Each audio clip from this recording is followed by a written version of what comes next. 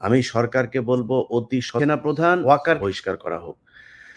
যেদিন আওয়ামী লীগ নিষিদ্ধের জন্য এই আন্দোলন হচ্ছিল শাহবাগে, যমুনার সামনে, সেদিন সেনাপ্রধান সশরীরে বঙ্গভবনে গিয়ে তারপরে বলে এসেছে যে আওয়ামী লীগকে নিষিদ্ধ করা যাবে না। বাটপার, তোর সময়ে 2024 সালে নির্বাচন হয়েছে না?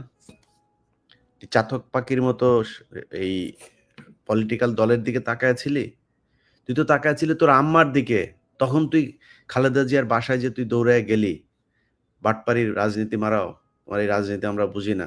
তুমি খালেদা জিয়ার বাসায় গিয়ে খালেদা জিয়ার সাথে এখন প্রীতি কর। তোর তো প্রীতি না করে উপায় নাই। তুই এই জন্য খালেদা জিয়ার বাসায় গেছিস। 24 আগে কেন গেলি না?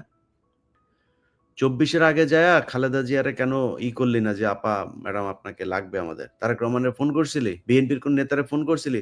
তোর মা যা বলেছে তুই সেভাবে 2024 সালে নির্বাচন করে দিয়েছিস। এই দেশের মানুষ তোদের দিকে চাতক পাখির মতো তাকায় ছিল। ওয়াকার জবাব দিতে হবে যে ওয়াকার আওয়ামী লীগকে নিষিদ্ধ না করার জন্য তার এত ইন্টারেস্ট কেন? এটা তাকে করতে হবে। তারপরে সে সরকারের এই সংস্কারের ভেতরে কয়দিন আগে আপনি হাসনাতকে আপনারা জানেন যে ডেকে নিয়ে যেয়ে তারপরে থ্রেট করা হয়েছে যে তোমরা বেশি বুঝো না, বেশি ফাল পারো না, হ্যাঁ? সেই পোস্ট আপনারা দেখেছেন। যদিও সেটাকে পরবর্তীতে সার্জিস এবং অন্যান্যদেরকে দিয়ে এটা কিছুটা ব্যালেন্স করার চেষ্টা করেছে, সেটা তারা করতে বাধ্য হয়েছে। সেনাপ্রধানকে জবাব দিতে হবে, হাসনাতকে ডেকে নিয়ে আওয়ামী লীগ নিষিদ্ধ করা যাবে না, এই দায়িত্ব সেনাপ্রধানকে কে দিয়েছে? মানবিক করিডোরের মতো স্পর্শকাতর ও ঝুঁকিপূর্ণ সিদ্ধান্ত নেওয়ার এখতিয়ার বর্তমান সরকারের নেই বলে তিনি উল্লেখ করেন। তিনি বলেন, শুধুমাত্র একটি নির্বাচিত রাজনৈতিক সরকারই যথেষ্ট পদ্ধতি অনুসরণ পূর্বক এরূপ সিদ্ধান্ত নিতে পারেন। তিনি করিডোরের বিশাল একজন বিরোধী মানুষ। সেনাপ্রধান, তোমার আম্মা শেখ হাসিনা এই পুরো বাংলাদেশটাই ইন্ডিয়ার করিডোর বানিয়ে রেখেছিল। এর আলাদা কোনো অস্তিত্ব পৃথিবীর বুকে ছিল না। এর পুরো সার্বভৌমত্ব স্বাধীনতা দখল করেছিল ভারত। তুমি কই ছিলাও? যেই জুলাই আগস্টে ছাত্রদের উপরে নির্যাতন করা হয়েছে, যে দেশের মানুষের উপর গুলি করে, সেখানে অসংখ্য ভারতীয় লোকজন এসে তারপরে ট্রেনে করে বর্ডার পার হয়ে এসে কিলিং মিশনে অংশ নিয়ে তারা সুন্দরভাবে বাংলাদেশ পার হয়ে গিয়েছে। তুমি কোথায় ছিলা? তোমার ক্যান্টনমেন্টে বসে তারপরে আসিফ নজরুল্লাহ, তোমার অফিসাররা বসে এই ভারতীয় সেনাবাহিনীর গোয়েন্দা সংস্থার লোকজনের সাথে বৈঠক করেছে। কোথায় ছিলা তুমি তখন? তোমার এত সার্বভৌমত্বের প্রতি হইছে, তোমাকে ইউনুস না করছে নাকি পার্বত্য চট্টগ্রামে যায় জেএসএস ইউপিডিএফ এর সন্ত্রাসীদেরকে করতে? তুমি এখন প্রতি সপ্তাহে তোমার সেনাবাহিনীরে পোলাও খাইতে দাও। তুমি তোমার সেনাবাহিনীরে কনস্ট্রাকশন ব্যবসা ধরায় দিছ। তুমি এখন আসছো করিডোর নিয়ে আমরা কথা বলবো। এই দেশে যদি ডক্টর ইউনুস না, আমি আমেরিকায় বসে আছি, যদি আমেরিকাও যদি আমার দেশের জন্য আমার যদি ফাঁসিও দেয়, যদি আমার দেশ দখল করতে যায়, আমরা কথা বলবো। আমরা এখনো বেঁচে আছি তো। তোমার মতো 2 নাম্বার টোকাই মার্কার দেশপ্রেমিক আমরা না তো। তুমি সারা বছর হাসিনার খায়া এই দেশের পুরো সার্বভৌমত্ব ভারতের হাতে দিয়া তুমি এখন করিডোর মারাইতে আসছো না?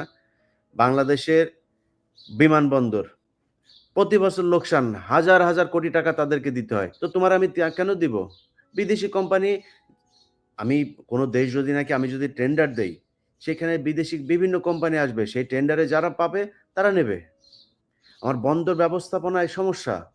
এটা যদি এই সমস্যা যদি এই জট যদি না হয়, এটার জন্য আমার বিদেশি কোনো কোম্পানি যদি নাকি করা হয়, করবে, সমস্যা কি? আপনি যদি বাংলাদেশ বিমানটা যদি এখন এমিরেটস এর কাছে যদি দিয়ে দেন, আর ভাই এমিরেটস এই দেশে যা এই বিমানবন্দরের যে পরিস্থিতি করবে, প্রতিটা মানুষ এটার সুফল ভোগ করবে। এখন কোনো দেশ, কোনো কোম্পানি, মানে দেশ মানে কোনো দেশ এসে আমার এটা দখল করে করবে, এটা আমি বিরোধিতা করব। জীবন দিয়া দিব এটার জন্য। কিন্তু আমার কোনো কোম্পানি, কোনো দেশের বিদেশি কোম্পানি এসে যদি এটার হ্যান্ডেলিং এর কাজ নেয়, এটার রক্ষণাবেক্ষণের কাজ নেয়, সমস্যা নাই তো। তুমি তো এতদিন ইন্ডিয়ারে যে সুযোগ সুবিধা দিয়ে রাখছিলা, ইন্ডিয়ান একটা জাহাজ যদি আসে তাহলে তাকে আগে খালাস করতে হবে। সে পরে আসলেও তার আগে দিতে হবে। তুমি তখন তো এটার বিরোধিতা করো নাই। তুমি পাহাড়েই করো না কেন? তোমার খাওয়ার জন্য নাকি এই ডিওএইচএস আর এই ঢাকা শহরের অর্ধেক দখল করে তোমার খাওয়ার জন্য সেনাবাহিনী রাখছি নাকি আমরা? তুমি পাহাড়ে যাও, পাহাড়ে যা পাহাড় আগে দখলমুক্ত করো। এরপরে তুমি করিডোরের বিরুদ্ধে কথা বলতে আইসো।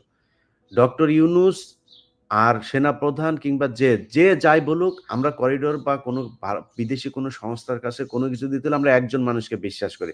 সেটা হচ্ছে বেগম খালেদা জিয়া। বেগম খালেদা জিয়ার মতামত নিয়ে যদি মনে করে যে না এটা ঠিক আছে, যেহেতু এটা নিয়ে একটা তৈরি হয়েছে, আমি নিজেও করিডোর সম্পর্কে কিছুই জানি না যে ইউনূস আসলে কোন শর্তে কাকে দিতে চাচ্ছে। ইউনূস যদি কোনো দেশের কোনো বিদেশি শক্তির হয়ে যদি কাজ করতে চায়, আরে ভাই রাতারাতি ইউনূসের বিরুদ্ধে দাঁড়াবো আমরা। যেহেতু এটা নিয়ে একটা বিতর্ক তৈরি হয়েছে, আমি মনে করি এর মধ্যস্থকারী হিসাবে খালেদা জিয়াকে রাখা যাইতে পারে এবং বেগম খালেদা জিয়া যেটা বলবে সেটাই হবে। একজন বিশ্বস্ত দেশপ্রেমিক, তিনি কোনোদিন এই দেশের বিরুদ্ধে যায় এমন কোনো কিছু করবে না। সো খালেদা জিয়াকে আনেন, এনে আপনারা বসেন, বসে এটা কি করবেন সেটার সিদ্ধান্ত নেন। ওয়াকার এটার জন্য কষ্ট পাচ্ছে এই সেই, সে লিখেছে এখানে যে there will be no corridor. এখানে সে এটার মানে কোট আনকোট একটা দিয়েছে এই লেখাটার ভিতরে, তিনি স্পষ্টভাবে বলেন, এটা লেখার আগে বলেছেন। যাই হোক, ওয়াকারের কাছে আমাদের দেশপ্রেমী, উনি ইন্ডিয়ান মাল, ইন্ডিয়া যাও, তোমার আম্মু ইন্ডিয়া গিয়েছে, ইন্ডিয়াতে যাও। আচ্ছা, এরপরেই বলেছে একইভাবে চট্টগ্রাম বন্দরের বিষয়ে কোনো সিদ্ধান্ত নেওয়ার এখতিয়ার এই সরকারের নেই। একের পর এক গার্মেন্টস ফ্যাক্টরি বন্ধ হয়ে যাচ্ছে উল্লেখ করে তিনি বলেন এই বিষয়টি সরকারের কোনো ভ্রুক্ষেপ নেই। তুই কি পাল ফালাস? তোর ডিজিএফআই সারাদিন আকাম করে এই গার্মেন্টসের পোলাপানের কাছে যায় কাটি মারে এদেরকে করার জন্য। ওই বিভিন্ন কারখানাগুলো নষ্ট হয়ে যাওয়ার পেছনে তোর লোক দায়ী। তুই করছিস। ওই যে গাজীপুর এলাকায় এক ডিজিএফআই একটারে দিয়ে রাখছে।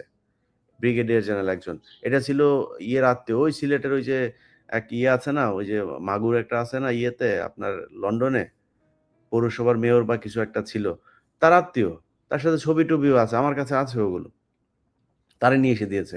তো এরা তো সারাক্ষণ এই গুটিবাজি করে। গুটিবাজি করে অস্থিরতা করে। এখন আজকে সে এখানে বলেছে যে এটা করছে। তোমারে ম্যাজিস্ট্রেসি পাওয়ার দেওয়া হয়েছে না, তুমি সরকার। সরকারের পার্ট তো তুমিও। তোমারে সরকার তো সেই দায়িত্ব দিয়েছে। তুই ওখানে না যায়, তুই এনে গুটিবাজি করিস সারাদিন ভারতের সাথে। তোর বউর ফোন দিয়া তুই সারাদিন শেখ হাসিনার সাথে আলাপ মারিস কেন? তোর ওই জন্য তোর সেনাপ্রধান বানানো হয়েছে নাকি?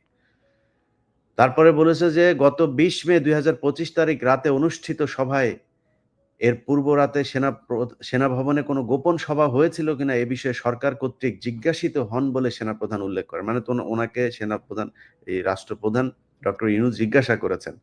সেনাপ্রধান যেকোনো সময় অর্পিত দায়িত্বের খাতিরে সভা আয়োজন করতে পারেন। তোমারে শেষ কোনো সময় সরকার প্রধান জিজ্ঞাসাও করতে পারেন। তোমার এই আইন জানা উচিত। তারপরে খুব মজার একটা কথা তিনি বলেছেন যে গত ৯ মাস ধরে সেনাপ্রধান হিসেবে অভিভাবকহীন হয়ে রয়েছেন বলে তিনি কয়েকবার উল্লেখ করেন। এ বিষয়ে তিনি বলেন যে তিনি একটি চাতক পাখির মতো একটি নির্বাচিত রাজনৈতিক সরকারের জন্য রাজনৈতিক নেতাদের দিকে তাকিয়ে আছেন। একটি নির্বাচিত সরকার সেনাবাহিনীর জন্য অভিভাবক হিসেবে দায়িত্ব পালন করবে।